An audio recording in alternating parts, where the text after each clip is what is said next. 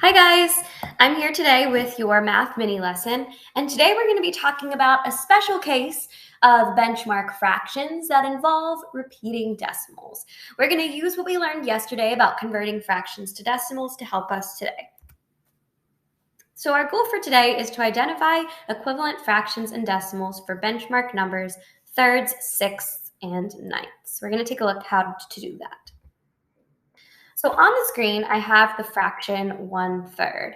And first, I just want you to focus on the circle model that I have on the screen.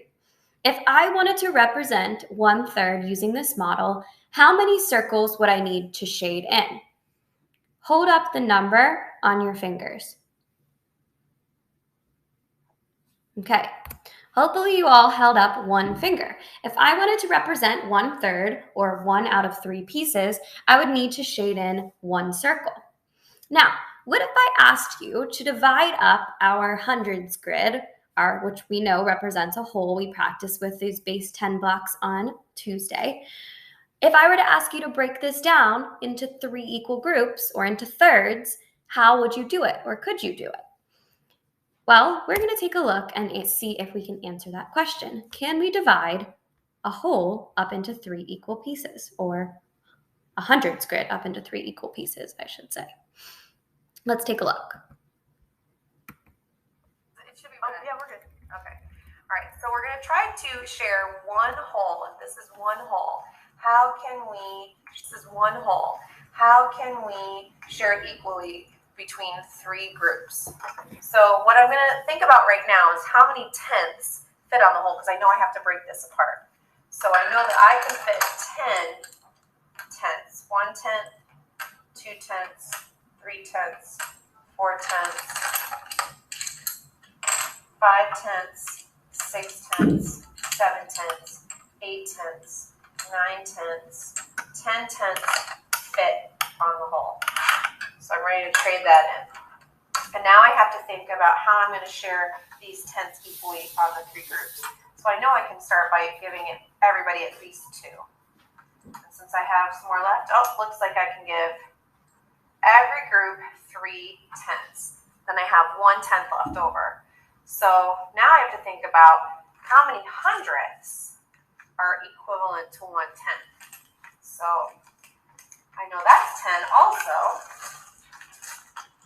1 hundredth, 2 hundredths, 3 hundredths, 4 hundredths, 5 hundredths, 6 hundredths, 7 hundredths, 8 hundredths, 9 hundredths, 10 hundredths. Okay, so I can trade that tenth in for 10 hundredths. So I'm going to try giving 3 hundredths to every group since I was able to do that with the tenths. Oh my goodness, I'm having the same problem. I have 1 hundredth left over. So now I really have to think about how many thousandths equal this hundredth. That's 10 also. There's a pattern here with 10. 1, 2, 3, 4, 5, 6, 7, 8, 9, 10 thousandths. And again, I can give 3 thousandths to every group. Same problem. I'm seeing a pattern here. Every time I break it apart, I can give 3 to each group, but then I'm left with one piece left over. And I bet if I were to be able to break this thousandths down into 10 thousandths, I could put that 10 thousandths actually. I would be able to put 3 of those little tiny slivers on here and still have a sliver. So this is why we have a repeating decimal. And that repeating decimal looks like this. We have 0 wholes. We have 3 tenths. We have 3 hundredths. We have 3 thousandths, but I know it's going to keep going. I'm going to be able to break that apart again and again. So this little line is the repeating decimal. So I'm wondering if we should do the math. Okay. want to try to show 1/3 on my grid paper. So I see here that I can shade in 3/10. 1, 2, 3. I can also shade in 3/100. 1, 2, 3. And then in order to show those 3,000s, I just make very tiny little marks. 1, 2, 3. So that it looks like about 1/3 of that 100th space. So I can show it right here. There is 1/3. And it's equal to 33/100 repeating.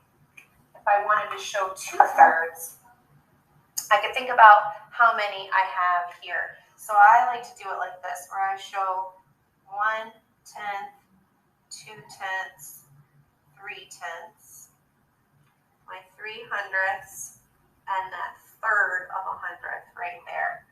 And then I do it on the other side too. 1/10, 2/10, 3/10, 1, 2, 3, and 1/3 of 100th. And now I can really show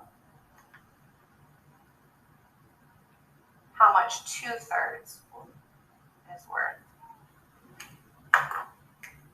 So if I wanted to count this, I would count it like this. I would start with my tenths. I'm going to use my blocks to really prove it, to see if my picture and my blocks really match. So I have 1/10, 2/10, 3/10, 4/10, 5/10, 6/10.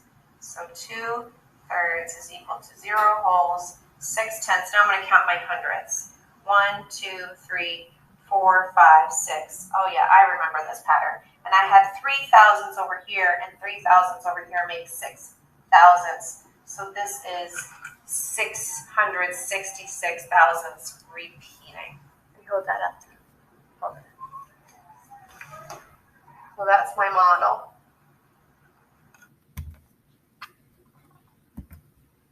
So there we have it.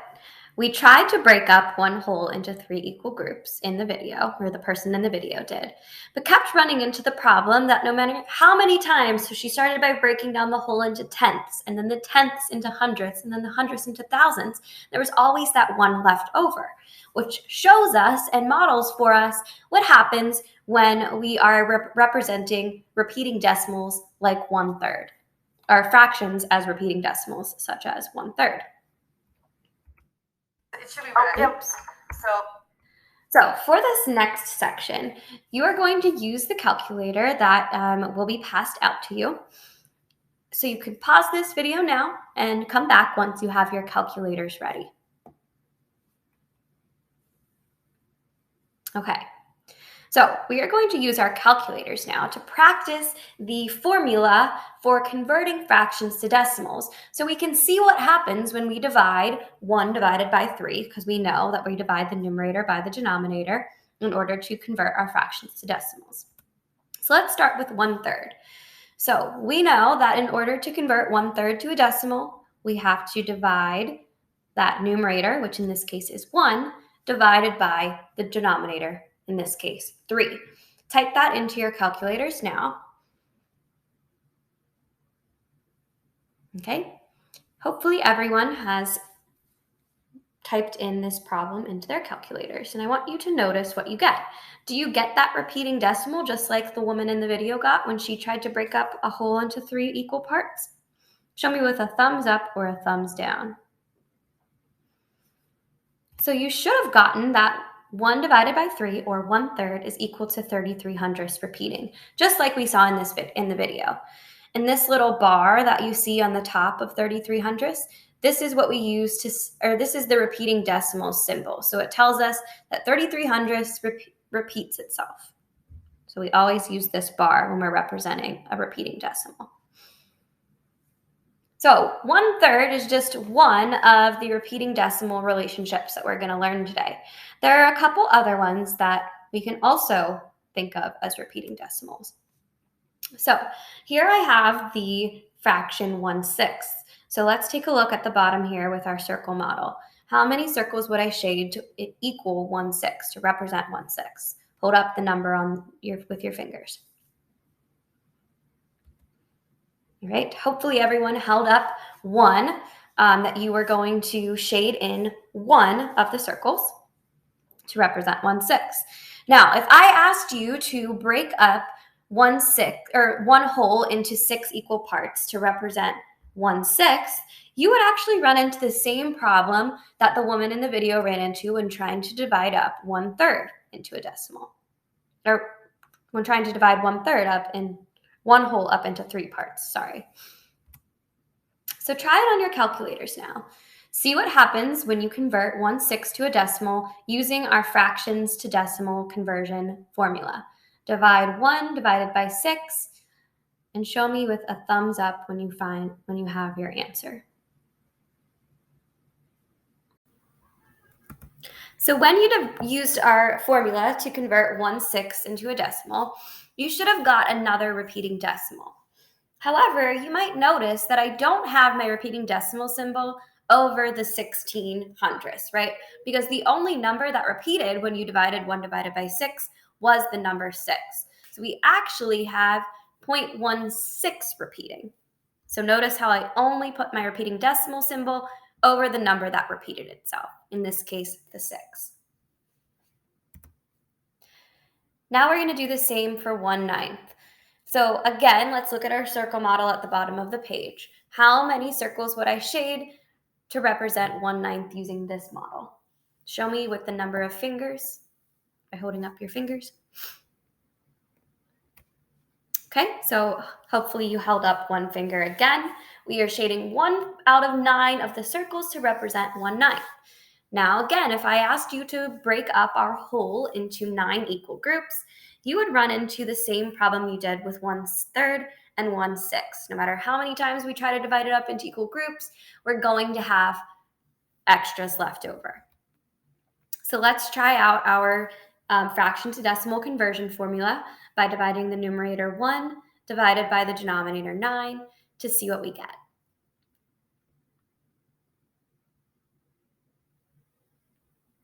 Okay, so you should have gotten the repeating decimal 1100ths this time. When we divided 1 divided by 9, 1100ths repeating. So those are the three of the common repeating decimals that you'll come across. Okay. So by now you have 4 of these fraction to repeating decimal relationships filled in. We saw the model in the video, modeling 1/3 and 2/3. We have 3300ths repeating and 6600ths repeating. And then I had you guys on your calculators do the conversions for 1/6 and 1/9. So now what your job is going to be in just a minute, once I leave you guys, is to fill in the rest of the fraction to decimal relationships you see here on the screen. So you're going to do the same thing that we just did for 2/6, for 3/6, 4/6, and 5/6. And then finally, once you have filled in the rest of the chart, I want you to just jot down a couple things that you notice or wonder about the patterns that you see here. Do you see any patterns? Do you see any similarities? So you'll jot down a couple of notes, and then once you're done, the teachers that are in class with you will call on you to share out some of your noticings and wonderings, and then they'll display the completed chart so you can check your answers. Thanks for joining me today, and I'll see you guys soon. Bye.